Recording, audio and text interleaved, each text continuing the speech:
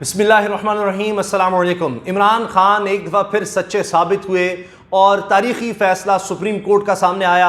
तमाम दबाव, तमाम साजिशें, धौंस, धमकियाँ किसी काम नहीं आ सकीं और सुप्रीम कोर्ट ने तारीख़ी फ़ैसला सुना दिया, जिसके बाद अब यही नहीं कि हमज़ा शहबाज बतौर वज़ीर आला फ़ारिग हो गए हैं, बल्कि तमाम चालों और तमाम हरबे जो आजमाए जा सकते थे अब हुकूमत की तरफ से, क्योंकि वज़ीर आज़म हाउस में जो इजलास हो रहे थे कि सुप्रीम कोर्ट पर हमले के हवाले से या कोई गवर्नर राज की सोच थी, ये कोई कुछ और करना था, उन सब के रास्ते सुप्रीम कोर्ट के तारीखी फैसले ने बंद कर दिए हैं। कमाल करके दिखाया है सुप्रीम कोर्ट के 3 जजेस ने, क्योंकि जिस तरह से रोज़ाना की बुनियाद पर इस केस को सुना है और तमाम वकला को सुना, हुकूमत की तरफ से जितने वकला पेश हुए सबको सुना, और उसके बाद फिर फैसला आज महफूज किया गया था। और फिर बहुत से सवाल हुए कि डिले क्यों हो रहा है। पहले कहा गया 5:45 बजे फैसला सुनाया जाएगा, फिर 7:30 बजे का, लेकिन फिर तकरीबन 9 बजे के लगभग फैसला सुनाया गया। और उसमें कहा गया कि ना सिर्फ ये कि वज़ीर आला हमज़ा शहबाज नहीं हैं, उनका तकर्रुर गलत था, जो डिप्टी स्पीकर की रूलिंग थी वो गलत थी, गैर कानूनी, गैर आइनी थी, लिहाजा हमज़ा शहबाज फारिग हैं बतौर वज़ीर आला। इनके साथ साथ ये भी कहा गया जो 63 रुकनी काबीना इन्होंने बनाई थी वो भी घर जाए, फौरी तौर पर फारिग, और तमाम मरात और जो भी उन्होंने गाड़ियां या घर जहां भी रह रहे हैं फौरी तौर पर दफातर सब खाली किया जाए। सुप्रीम कोर्ट कह रही है। यहीं तक नहीं, क्योंकि ये कह रहे थे कि हम मुदाखलत करेंगे सुप्रीम कोर्ट में, हम छोड़ेंगे नहीं। मरीम साहब ने यहाँ तक इस फैसले को जुडिशल कू कह दिया, जबकि मैंने खुद ट्विटर पर जाकर इसका जवाब ये दिया कि जब इसी अदालत ने, इन्हीं जजेस ने इमरान खान साहब को घर भेजा, इन्हीं जजेस ने फैसला दिया इमरान खान साहब की हुकूमत के खिलाफ, तो तब क्या था। अब जुडिशल कू कह रही हैं। अब इसके साथ साथ अब देखिए इस फैसले में सुप्रीम कोर्ट ने यह भी कहा कि 11:30 बजे फौरी तौर पर 11:30 बजे गवर्नर पंजाब वलीकुर रहमान साहब, जो कि मुस्लिम लीग नून के कारकुन या उनके रहनुमा हैं, वो फौरी तौर पर परवेज़ इलाही से हलफ लें। परवेज़ इलाही वजीर आला हैं, सुप्रीम कोर्ट ने डिक्लेयर किया, और उनसे फौरी तौर पर हलफ लिया जाए। अब देखिए सुप्रीम कोर्ट कहां तक सोच रही है, क्योंकि उनको नजर आ रहा था जिस तरह सुप्रीम कोर्ट के जज से बदतमीजी की गई, जिस तरह कहा गया कि हम नहीं मानेंगे, बायकॉट की बातें और पता नहीं क्या करेंगे, यहां तक स्टेटमेंट्स आई हैं कि अब सुप्रीम कोर्ट के इख्तियारात हम महदूद कर देंगे, हम मुदाखलत करेंगे सुप्रीम कोर्ट के इख्तियारात में, यह कहा गया। तो इस पर भी हम बात करेंगे क्या ऐसा मुमकिन है, लेकिन सुप्रीम कोर्ट को नजर आ गया कि कोई ना कोई खेल खेला जाएगा, तो लिहाजा सुप्रीम कोर्ट ने ना सिर्फ ये कहा है अपने फैसले में कि गवर्नर फौरी तौर पर हलफ लें, और अगर गवर्नर हलफ लेने से इनकार करते हैं, नहीं लेते, तो सदर पाकिस्तान डॉक्टर आरिफ अलवी, वज़ीर आला पंजाब परवेज़ इलाही से हलफ लें, और फिर वो काबीना भी जल्द से जल्द डिसाइड कर सकते हैं। अब आप देखिए कि ये क्यों कहा। सुप्रीम कोर्ट को भी नजर आ रहा था, हमने भी इस पर बात की कि ये लोग गवर्नर राज की भी बातें कर रहे थे कि गवर्नर राज किसी तरह से लगा दिया जाए। अब चूंकि सुप्रीम कोर्ट ने पाबंद कर दिया है गवर्नर को कि भाई आपने हलफ लेना है, तो वो अब इस हुक्म की खिलाफ वर्जी नहीं कर सकते, इस तरह का कदम नहीं उठा सकते, क्योंकि सुप्रीम कोर्ट ने लिख कर दे दिया है ये। तो ये सुप्रीम कोर्ट के अहकामात की, फैसलों की खिलाफ वर्जी होगी और तौहीन अदालत होगी। और इसके अलावा भी ये कह दिया सुप्रीम कोर्ट ने कि सदर लें, तो लिहाजा जब वज़ीर आला आ जाएंगे तो फिर असेंबली से रेजोल्यूशन भी मुश्किल है गवर्नर राज के लिए, बड़ा मसला हो जाएगा, तो उसका रास्ता भी सुप्रीम कोर्ट ने बंद किया है। अच्छा, अब यह है कि साजिशें तो रुकेंगी नहीं, क्योंकि अब तो हर तरह से हुकूमत घिर चुकी है। और फवाद चौधरी ने अभी फैसला नहीं आया था तो कहा था कि अगर इनको बहुत ही शौक़ है तो ये भी हो सकता है कि जनाब अगर ये इतना ही शौक़ है इस्लामाबाद तक के, ये वज़ीर आज़म और इस्लामाबाद तक की हुकूमत ये रहना चाहती है, ये जो PDM है, तो फिर ये शौक़ पूरा कर लें, क्योंकि खैबर पख्तूनख्वा में इमरान खान साहब की तहरीक इंसाफ की हुकूमत होगी, पंजाब में तहरीक इंसाफ, आज़ाद कश्मीर में तहरीक इंसाफ, गिलगित बल्तिस्तान में तहरीक इंसाफ की हुकूमत होगी। तो ये सिर्फ इस्लामाबाद तक हुकूमत लेकर अगर ये शौक़ पूरा करना चाहते हैं एक मेयर की तरह, तो ये शौक़ पूरा कर लें। लेकिन सुप्रीम कोर्ट ने जिस तरह से ये जजमेंट दी है और जो इंतज़ार करवाया, उसकी वजह सामने आ रही है, इसलिए कि कोई भाम न रह जाए, किसी तरह से ये लोग इधर उधर से निकलने की कोशिश ना करें कि जनाब डिलेइंग टैक्टिक्स, फिर कुछ खरीदो फरोख्त, कहीं फिर इलेक्शन कमीशन जाकर अपने हक में कोई फैसला न ले लें कि जी 10 बंदे जो हैं हमने तो डी सीट करवा दिए हैं। चौधरी शुजात ने जनाब ख़त लिखा, इलेक्शन कमीशन ने अभी रात को ही जनाब कार्रवाई करके डी सीट कर दिया, और वो 10 बंदे तो कम हो गए हैं। कोई इस तरह की गेम ना खेलें, कुछ इस तरफ ना जाएँ।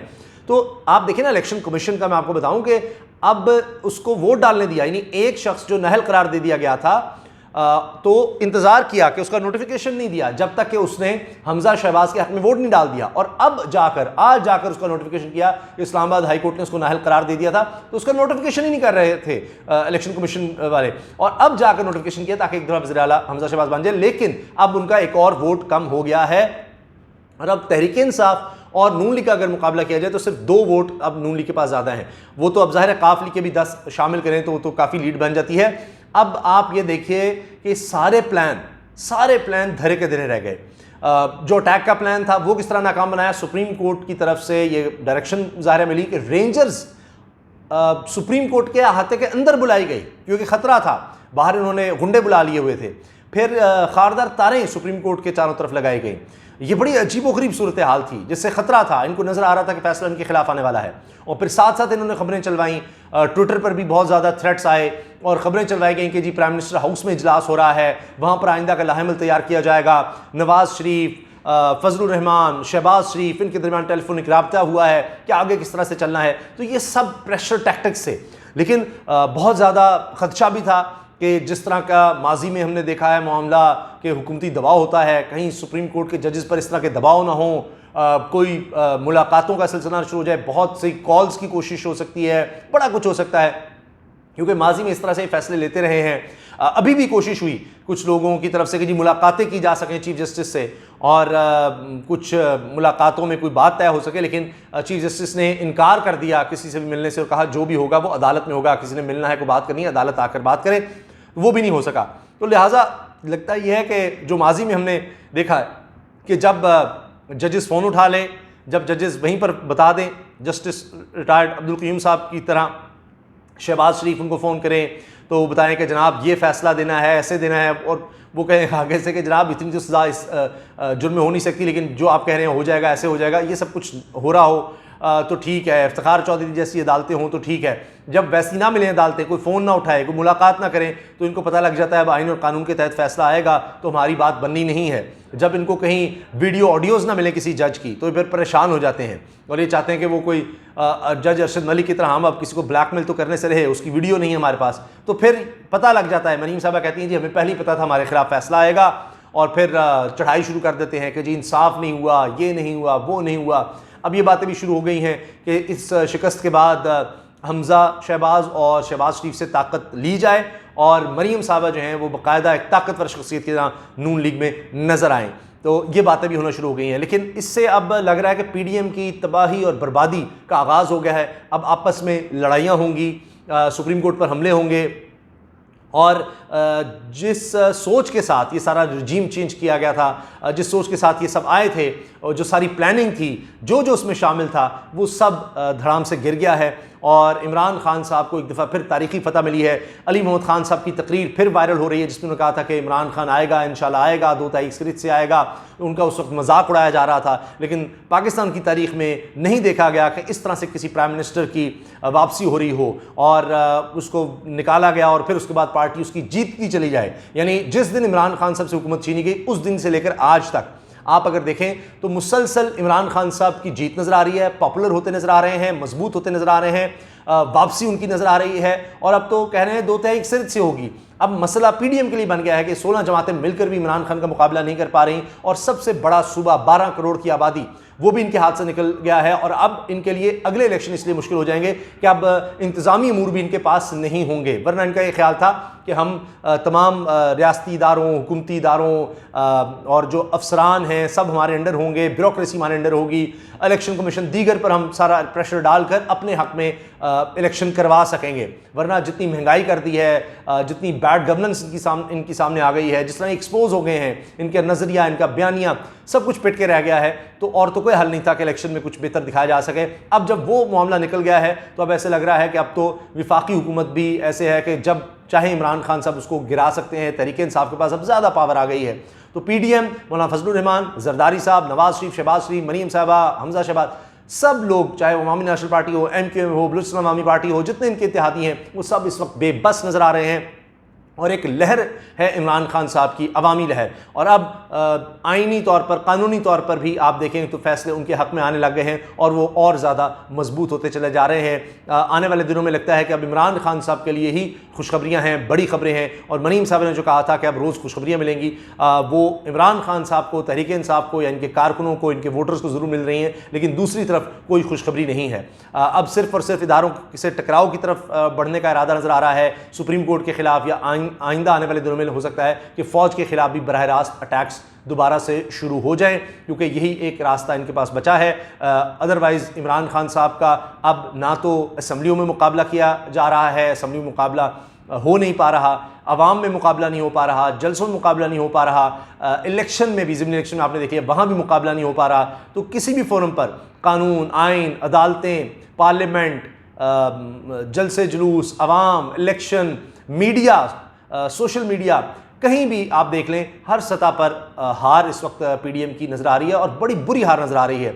आप ये देखें कि अगर सिर्फ ये होता कि पहले मान जाते शुरू में ही, ये हमले ना करते सुप्रीम कोर्ट पे इस तरह, या ये चाल ना चली जाती जो जरदारी साहब ने चली, और फिर नून लीग ने कहा जी, मैं तो नून लीग के जो एक्सपर्ट्स थे उन्होंने कहा कि जी हमसे तो मशवरा ही नहीं किया गया, ये तो बहुत ही बुरा एक तरीका अपनाया गया है, इसको हम डिफेंड ही नहीं कर सकते अदालत में, क्योंकि कोई ऐसी जजमेंट ही नहीं है सुप्रीम कोर्ट की जिसका बहाना बनाकर ये रूलिंग दी गई है। जबकि खुद ये आर्टिकल पढ़ा भी गया उस वक्त, राजा बिशारत ने पढ़कर सुनाया कि जी इसमें पार्लियामेंट लीडर का जिक्र है। उन्होंने कहा जी जो करना है कर लो। बहरहाल तो ये सारा कुछ जो खेल खेला गया, अगर ये ना खेला जाता तो इतनी शर्मिंदगी, इतनी बेइज्जती ना होती। लेकिन अब ये सुप्रीम कोर्ट से गुजर कर, एक एक चीज़ लोगों के सामने आकर, सुप्रीम कोर्ट का फैसला जो लिखा गया, जिस तरह से उन्होंने कहा कि किस तरह हमजा शहबाज कोई वज़ीर आला ही नहीं है, फारिग हैं साहब, और किस तरह से हलफ लेना है, और किस तरह परवेज़ इलाही वज़ीर आला हैं, ये सब जो लिखा गया पूरी कौम के सामने आया, जिस तरह से शिकस्त हुई है, इसमें ज़्यादा सुबकी है, ज़्यादा शर्मिंदगी, ज़्यादा बेइज्जती है, ज़्यादा बुरी हार है। यानी एक होता है कि एक शिकस्त होती है, एक इबरतनाक शिकस्त होती है। तो कप्तान ने, इमरान खान ने एक दफ़ा फिर अपने मुखालिफिन को अकेले ही इबरतनाक शिकस्त से दो चार किया है। तो ये भी इमरान खान साहब के हक़ में एक बहुत बड़ा बूस्ट जाता है अवामी सतह पर, नेशनल इंटरनेशनल लेवल पर, सियासी तौर पर। इमरान खान साहब इस वक्त जितने मकबूल या जितने ताकतवर नज़र आ रहे हैं, तारीख़ में कभी इमरान खान साहब इतने पॉपुलर, इतने पावरफुल नहीं रहे, शायद बतौर वज़ीर-ए-आज़म भी नहीं होंगे जितनी अब सियासत उनके इर्द गिर्द अब है। पहले इतनी भी नहीं थी, पहले वो खुद कहते थे कभी उसको बनाओ, कभी उसको बनाओ, बड़े मसाइल थे। तो अब तो वो खुद तन्हा उस तरह से फैसले ले सकते हैं और सारी सियासत का महवर इस वक्त इमरान खान साहब बन चुके हैं। आपकी इस बारे में क्या राय है, इस फैसले के बारे में क्या राय है, कमेंट सेक्शन में अपनी राय का इज़हार करना मत भूलिएगा। वीडियो अच्छी लगी है तो लाइक ज़रूर कर दीजिएगा, बेल आइकन पर क्लिक कर दें ताकि हर वीडियो के बारे में आपको फौरी बर वक्त पता चल सके। उसामा गाजी यूट्यूब चैनल को ज़रूर सब्सक्राइब करें, हमारे फेसबुक को पेज को लाइक कीजिएगा। फेसबुक पे भी हम मुसलसल कोशिश होती है जल्द अज जल्द आप तक पहुंचा सकें वीडियोस। तो ये सिलसिला भी इंशाल्लाह जारी रहेगा। अपना फीडबैक देते रहिएगा। अल्लाह हाफिज़। पाकिस्तान जिंदाबाद।